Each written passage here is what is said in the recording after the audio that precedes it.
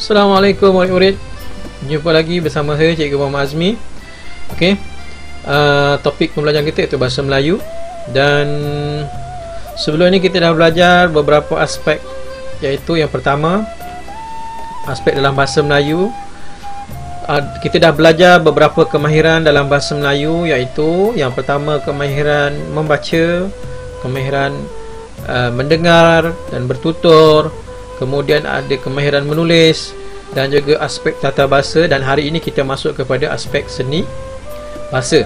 Okay, dalam aspek seni bahasa ni kita akan mempelajari dalam antologi baik budi indah bahasa, okay, dan juga novel. Okey, so hari ini kita pergi dulu kepada antologi baik budi indah bahasa dan pergi kepada tajuk yang pertama, iaitu puisi tradisional, iaitu pantun alam remaja. Apa dia? Pantun alam remaja. So hari ini kita kena berpantun lah. Okey, baiklah murid-murid, seperti biasa, okey, nasihat cikgu, sebelum kita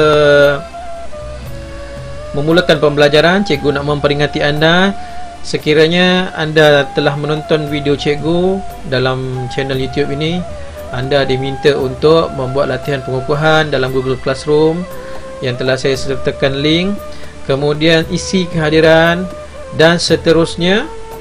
Okey, submit tugasan yang telah anda lakukan. Sekiranya anda tidak dapat masuk ke dalam Google Classroom, jangan risau, saya akan letakkan ke semua bahan yang ada, ke semua link yang ada, video yang ada ke dalam grup WhatsApp kelas. Okey, tanpa membuang masa, kita terus kepada pantun alam remaja. Okey murid-murid, inilah nota saya, iaitu antologi baik budi indah bahasa, puisi tradisional, pantun alam remaja. Hari ini kita akan belajar pantun alam remaja. Okey, sebelum kita pergi kepada kita kupas pantun ini, mari kita berpantun. Okey. Elok rupanya kumbang jati, dibawa itik pulang petang. Tidak terkatakan besar hati melihat ibu sudah pulang. Dibawa itik pulang petang, dapat di rumput bilang-bilang. Melihat ibu sudah pulang, hati cemas menjadi hilang.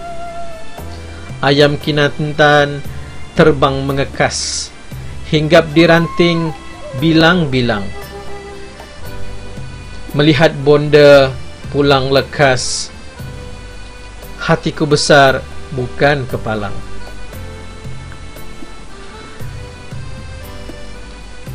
Kita menari keluar bilik, sebarang tari kita tarikan.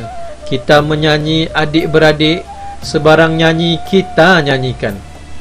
Hanyut batang berlilit kumpai, terdampar di ujung Tanjung Jati. Bonda pulang, bapa pun sampai, kita semua berbesar hati. Ramai orang bersorak-sorak, menepuk gendang dengan rebana. Alang besarnya hati awak mendapat baju dengan celana. Mahulah kami hendak melapun, lapun dibawa orang menjajah. Jangan marah kami berpantun, budak kecil biasa manja. Okay. Puisi ini iaitu puisi Melayu tradisi daripada Muhammad Yusuf, Muhammad Nur dan Dr. Abdul Rahman Kaih. Okay. Diterbitkan oleh Fajar Bakti tahun 1996. Okey. So sekarang kita pergi kepada maksud rangkap pantun. Rangkap yang pertama, apakah maksud rangkap yang pertama?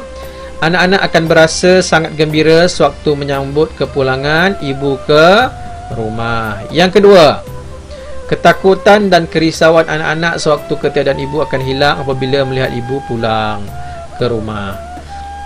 Yang ketiga, anak-anak akan berasa sangat gembira jika ibu cepat pulang ke rumah. Okey, ini semua murid-murid dapat lihat dalam rangkap pantun yang saya tunjukkan tadi. Yang keempat, adik-beradik menyanyikan sebarang lagu bersama-sama. Yang kelima, kepulangan ayah. Rangkap kelima, kepulangan ayah dan ibu ke rumah merupakan detik yang paling menggembirakan anak-anak. Tak ada yang tak gembira bila ayah dan ibu pulang ke rumah. Yang keenam, rangkap keenam, pemberian atau hadiah daripada ibu bapa membuatkan anak-anak berasa gembira. Rangkap ketujuh, membawa maksud ibu bapa tidak sewajarnya memarahi anak-anak yang gemar berpantun kerana anak-anak yang masih kecil biasanya manja. Pernah tengok kartun Upin Ipin betul? Tengok Jarjit berpantun. Walaupun dua rangkap, okeylah, kerana dia mencuba. Tidak salah untuk berpantun. Yang seterusnya kita lihat tema. Apa dia tema? Okey, apa dia tema? Tema ialah idea dasar atau persoalan dalam sebuah karya sastra. Okey, tema ni biasanya ada satu saja. Okey, kemudian sesuatu karya sastra boleh jadi tidak dinyatakan secara jelas dia punya tema.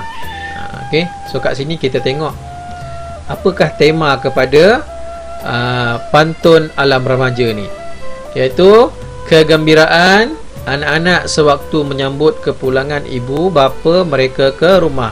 Kalau awak tengok daripada rangkap 1 sampai rangkap 7, semua menunjukkan kegembiraan mereka bila ibu bapa pulang ke rumah. Okey, idea keseluruhan dia. Okey, kemudian ada persoalan. Apa dia persoalan? Okey, apa dia persoalan? Persoalan ialah perkara-perkara kecil dalam sesuatu karya yang ada hubungannya dengan tema, ada kaitan dengan tema. Okey, persoalan biasanya lebih daripada satu, iaitu semakin panjang sesuatu karya, semakin banyaklah persoalan dia. Kemudian persoalan ini wujud untuk memperkukuh dan menghidupkan tema sesebuah karya. Okey, kita lihat kepada persoalan yang ada dalam pantun alam remaja ni. Okey, persoalan pertama, tanggungjawab ibu bapa ialah memberikan kasih sayang dan kebahagiaan kepada anak-anak. Yang ini kita dapat lihat kepada keseluruhan daripada rangkap pantun. Bagaimana mereka pulang, okey, dan memberikan kasih sayang kepada anak-anak, berikan hadiah, menunjukkan kasih sayang kepada anak-anak. Okey, yang kedua, pemberian hadiah dapat menggembirakan hati seseorang. Bukan setakat anak je, orang lain pun akan gembira. Contoh kat sini awak tengok ramai orang bersorak-sorak menepuk gendang dengan rebana. Alang besarnya hati awak mendapat baju dengan celana. Okey, baju dan juga seluar. Okey, yang ketiga, persoalan ketiga, anak-anak sentiasa cemas dan risau sewaktu ketiadaan ibu bapa di rumah. Awak tengok rangkap pantun ni, di bawah itik pulang petang, dapat dirumput bilang-bilang, melihat ibu sudah pulang, hati cemas menjadi hilang. Okey, bila ibu tak ada kat rumah, ayah tak ada kat rumah, okey, kita akan rasa risau. Okey, seterusnya, bentuk dan ciri-ciri pantun. Apa dia ciri-ciri pantun ni? Macam mana kita nak kenal pasti pantun tu macam mana? Apakah ciri-ciri yang sepatutnya ada pada pantun? Okey, apakah ciri-ciri pantun yang ditulis oleh pengarang ini? Okey, yang pertama, terdiri daripada 7 rangkap pantun. Kalau kamu lihat dalam slide yang kedua tadi, saya tunjukkan pantun tadi, ada 7 rangkap pantun. Kemudian daripada dalam setiap rangkap terdiri daripada 4 baris setiap rangkap. Okey, kalau murid-murid dapat buka buku antologi boleh lihat. Okey, terdiri daripada 7. Yang pertama terdiri daripada 7 rangkap. Kira ada 7 rangkap. Okey, kalau karangan ada perenggan lah. Kemudian kat sini berisi 4 baris setiap rangkap. Setiap baris tu ada 4. Okey, setiap rangkap tu ada 4 baris.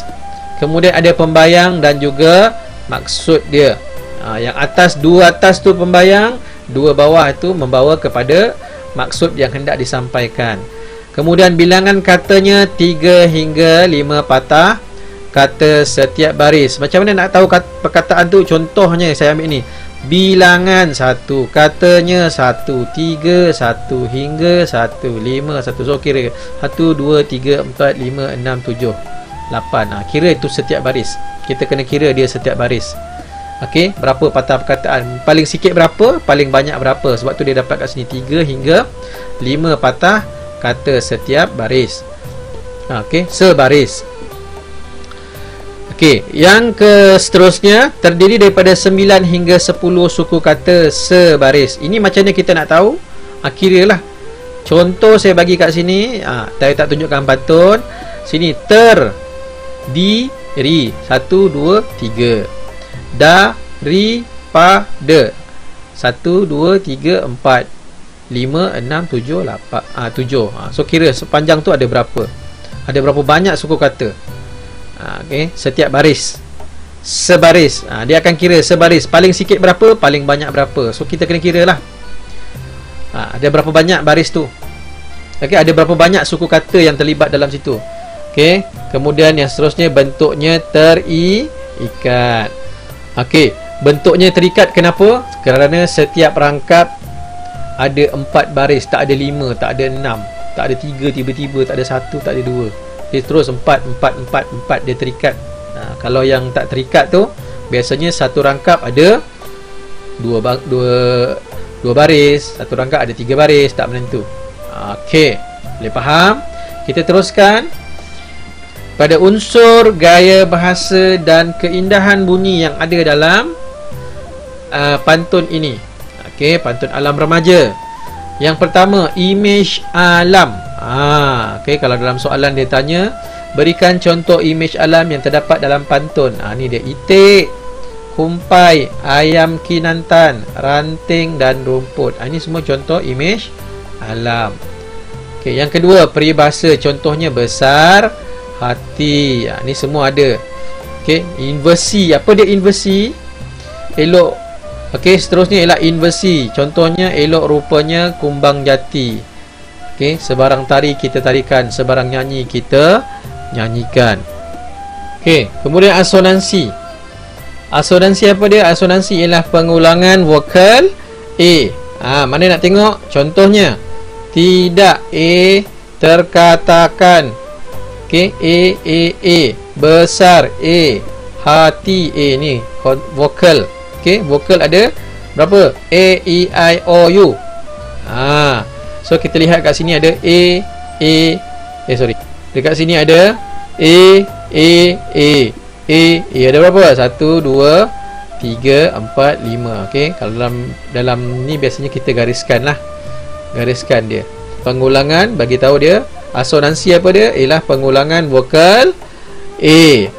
Yang kedua, aliterasi, iaitu pengulangan konsonan. Terbalik, kalau aliterasi ialah konsonan B. Okey, apa sahaja selain daripada A, E, I, O, U. Okey, kat sini kita contoh bagi B. Hanyut batang berlilit kumpai. Berapa kali ulang huruf B? 1, 2 kali ulang. Yang tadi huruf A berapa kali ulang? 1, 2, 3, 4, 5. Okey, itu kalau asonansi aliterasi ada 2 saja. Okey, kemudian rima akhirnya sama, iaitu abab, kecuali rangkap kedua rima akhirnya ialah A. Apa dia? Kita lihat kepada pantun tersebut. Awak lihat kepada huruf terhujung, paling hujung sekali. Cuba kat tengok kat situ. Okey, abab ni contoh saja. Okey, A, B, A, B. A, B, A, B kat ujung tu. Okey, kalau C, A, kalau I, A, pun kita kira abab A, B, A, B jugalah. Kalau semua sama A, kalau hujung dia A, semua A. Kalau hujung dia U, semua U. Okey, tapi kalau A, B ni tak kisahlah, dia sama ada IA ke NG ke, okay, terpulang. Kita panggil dia je A, B juga. Okey, seterusnya, okey, nilai yang terdapat dalam